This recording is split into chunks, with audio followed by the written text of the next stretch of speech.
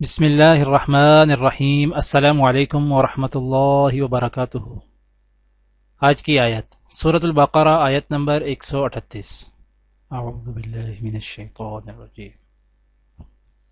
صبغۃ اللہ ومن احسن من اللہ صبغہ ونحن له عابدون۔ کہو اللہ کا رنگ اختیار کرو، اس کے رنگ سے اچھا اور کس کا رنگ ہوگا، اور ہم اسی کی بندگی کرنے والے ہیں۔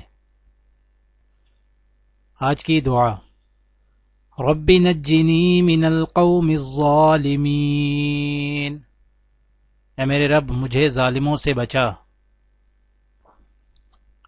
آج کی حدیث: حضرت ام سلمہ رضی اللہ تعالی عنہا سے روایت ہے کہ رسول اللہ صلی اللہ علیہ وآلہ وسلم نے فرمایا: بلا شبہ میں ایک انسان ہوں، تم میرے پاس اپنے جھگڑے لاتے ہو، ممکن ہے تم میں سے بعض اپنے مقدمہ کو پیش کرنے میں فریق ثانی کے مقابلہ میں زیادہ چرب زبان ہو، اور میں تمہاری بات سن کر فیصلہ کر دوں تو جس شخص کے لیے میں اس کے بھائی فریق مخالف کا کوئی حق دلا دوں، چاہیے کہ وہ اسے نہ لے، کیونکہ یہ آگ کا ایک ٹکڑا ہے جو میں اسے دیتا ہوں۔